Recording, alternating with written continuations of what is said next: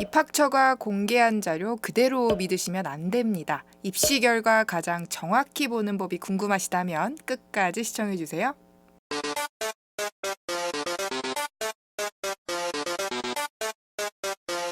여러분 안녕하세요. 진학사 입시전략연구소 심지연입니다. 입시전략연구소 홍성수입니다. 네, 오늘은 입시 결과를 가장 정확하게 보는 법을 소개해 드릴까 하는데요. 우선 연구원님께서 세 가지를 좀 가지고 와주셨어요. 첫 번째가 바로 대학별 성적 반영 방법을 살펴보는 것, 그리고 두 번째는 평균의 함정, 세 번째는 평균의 의미, 이렇게 세 가지를 말씀해 주실 건데요. 우선 첫 번째부터 이야기를 나눠보도록 하겠습니다. 성적 반영 방법을 살펴봐라. 사실 이거 저도 정말 많이 들었던 이야기인데요. 뭐 대학별로 이제 반영되는 교과목 수의 수가 차이가 나기도 하고 또 학년별 반영 비율이라든지 아니면 수능 최저에 따라 가지고 그런 것들을 좀 해석해야 되는 부분에 있어서 조금 정확하게 해석하기 위해서는 과거의 입시 결과를 볼 때는 과거의 입시 요강과 같이 해석을 할 필요가 있을 것 같아요.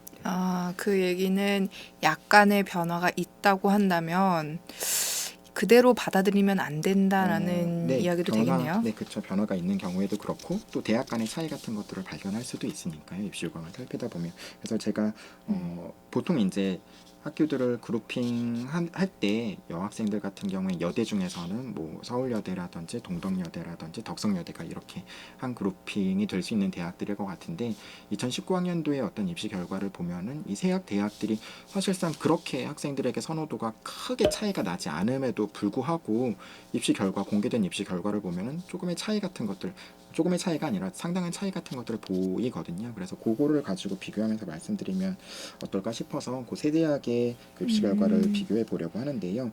서울여대 같은 경우에는 작년도 학생부 교과 전형의 최종 등록자의 평균이, 그러니까 모집 단위별로 이제 평균 점수를 공개하는데 그것들을 평균 낸 어떤 평균 성적이 1.9등급입니다. 그러니까 사실 굉장히 높은 등급이라고 생각해야겠죠. 반면에 덕성여대 같은 경우에는 3.05, 동덕여대 같은 경우에는 2.58. 그러니까 서울여대가 가장 높고 동덕여대는 2.5로서 중간 정도, 덕성여대는 3.5로서 가장 낮다. 이것들이 어떤 걸 의미하느냐라는 걸 알려면 서울여대가 정말로 학생들에게 선호도가 덕성여대보다 동덕여대보다 높아가지고 입시 결과가 높은 것이야. 뭐 이렇게만 받아들이면 안 되는 거겠죠. 서울여대 같은 경우에는 사실 이제 교과별로 국어, 영어, 수학, 뭐 인문계열은 사회, 자연계열은 과학 이렇게 교과별로 세 과목씩만 1학년부터 3학년 1학기 때까지의 기록 중에서 세 과목씩만을 반영합니다. 그러니까 보통 국어라고 한다 그러면 1학년 1학기 때도 국어 과목이 있고 2학기 때도 있고 2학년 때도 1, 2학기, 3학년 1학기까지 해서 보통 일반적으로는 5과목 정도를 배울 텐데 그 중에서 성적이 좋은 3개 과목만 뽑아가지고 학생들의 성적을 산출하는 거죠. 그렇기 때문에 학생들의 합격자의 평균이 높아 보이는, 그러니까 내 성적이 만약에 평균으로는 한 3점대라고 하더라도 나도 좋아 보이는 것만 뽑아보면은 사실 내 성적대도 한 훨씬 더 높아질 수 2점대나 있겠죠. 1점 후반대나 이렇게 높아질 수 있는 거거든요. 그렇기 때문에 그것과 같이 비교해야 된다라고 하는 거고요.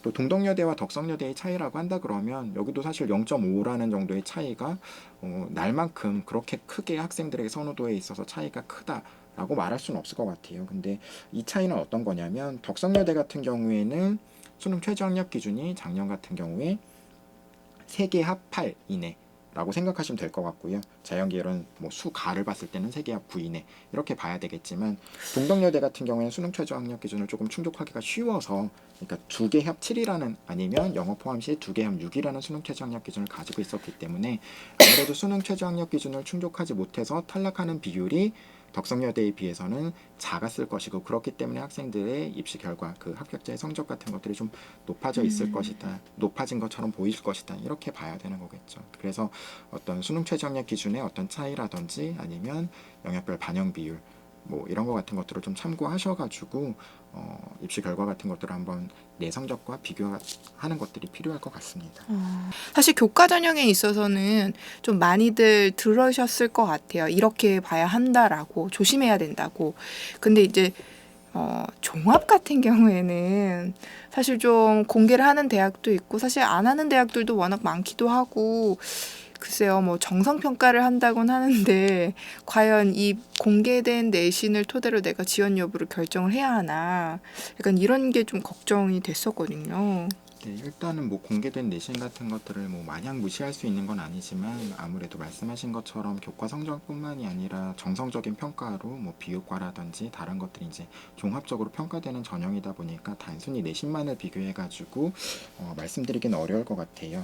이제 경희대 같은 경우에는 사실 입시 결과를 조금 학생부 종합 전형에 있어서도 굉장히 좀 구체적으로 발표하는 대학입니다. 그리고 경희대 같은 경우에는 사실 그거를 이제 그래프로서 학생들이 어떤 성적대의 학생들이 붙고 떨어졌는지 이런 것 같은 것들을 굉장히 좀 그래프로 그렇죠. 시각적으로 잘 등급 표현해서 분포 자체를 네네, 보여주잖아요. 알려주는 학교인데 경희대를 보면은 사실은 2019학년도 네오르네상스 전형을 보면은 합격자의 평균 등급이 4점대인 학과가 인문계열에 3개 학과만 있어요. 프랑스어학과, 러시아어학과, 일본어학과.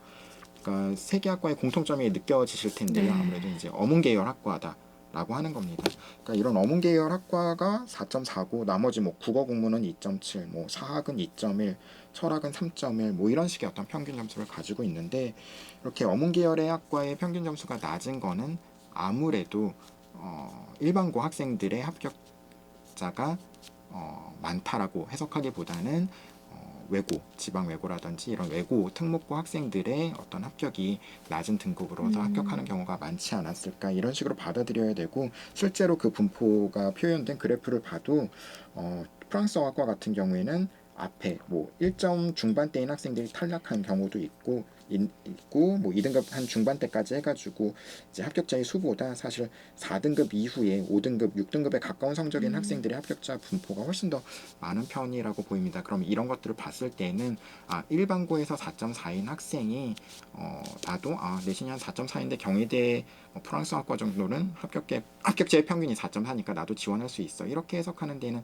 다소 무리가 있겠죠. 일반적으로는 상위권 대학일수록 그 합격자의 평균을 낮추는 그런 어떤 전국 단위 자사고라든지 특목고라든지 과학고라든지 이런 학생들의 합격 같은 것들이 사실은 학생들의 그 평균 점수를 굉장히 좀 크게 낮추는 어떤 효과 같은 것들을 보이기 때문에 내 내신 점수로 사실은 그 학교를 지원하는 것들이 옳을까 아닐까 같은 것들은 조금은 더 면밀하게 살펴보셔야 되고 사실은 이런 것들이 사실 그 학교마다의 어떤 고유한 어떤 입시 결과, 내 선배들의 결과 같은 것들이랑 비교한다라고 한다 그러면 조금은 더 의미 있는 어떤 입시 결과를 확인할 수 있는 법이 아닐까라고 생각합니다. 그러니까 선생님들한테 많이 적극적으로 물어보셔야 돼요. 내 성적대의 학생들이 전년도에는 어느 정도의 학교에 지원하고 합격했는지 이런 것 같은 것들 좀 확인 같은 것들, 단순히 대학의 내신 점수와 비교하는 것들이 아니라 우리 학교의 어떤 교과 같은 것들은, 우리 학교의 비교과 같은 것들은 대학에서 어떤 식으로 평가받는지를 확인하시면 좋을 것 같습니다.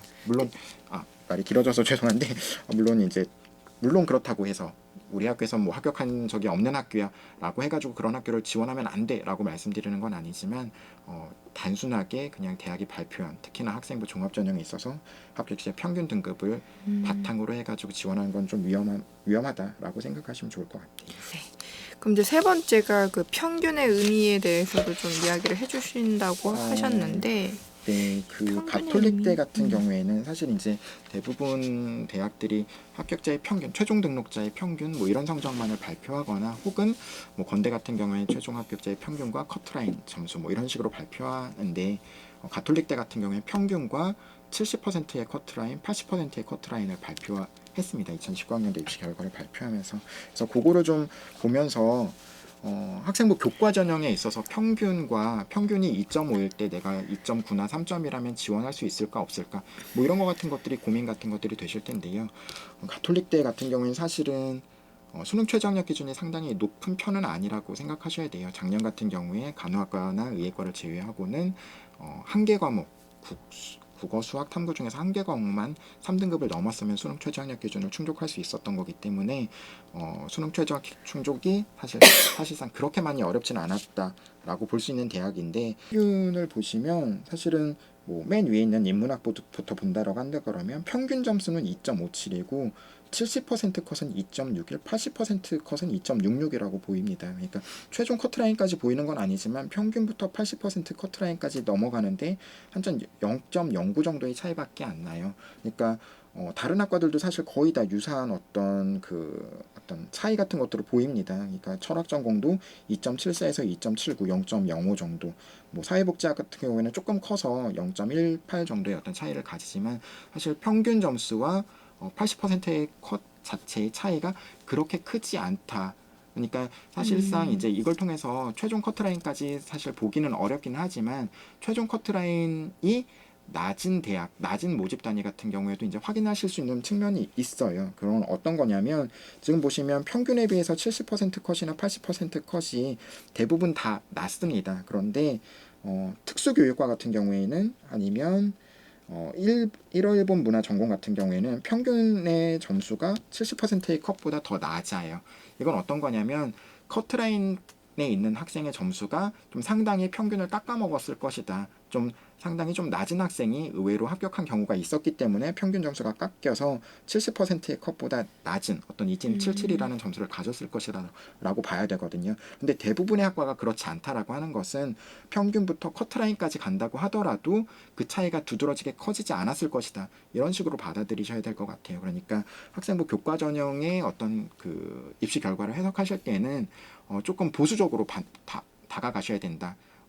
학교에서 한 2.2라고 발표했는데 내가 한 3점이라고 한다 그러면 지원할까 말까 이런 부분에 있어서 물론 아까 말씀드린 것처럼 가톨릭 때는 수능 최저학력 기준이 좀 충족하기 쉽기 때문에 그런 경향성이 더 크고 수능 최저학력 기준이 까다로운 대학이라고 한다 그러면 뭐 중앙대라든지 이런 대학이라고 한다 그러면 조금 커트라인과의 차이가 큰 대학도 있을 거예요. 그렇지만 가능하면 교과 전형을 쓴다라고 하는 거는 조금 안정적인 선택 같은 것들을 해봐야 된다. 그러니까 입시 결과 같은 것들을 조금 해석하기 아니면 이렇게 뭐 예상해보기 좋은 전형이기 때문에 좀 더 안정적으로 선택하는 어떤 그런 기준을 가져야 된다라고 한다 그러면 조금은 보수적인 어떤 해석 같은 것들이 평균 점수랑 비교했을 때 나의 점수로 비교했을 때 좀 보수적인 평가 기준을 가지셨으면 좋겠다라고 말씀드릴 수가 있을 것 같아요.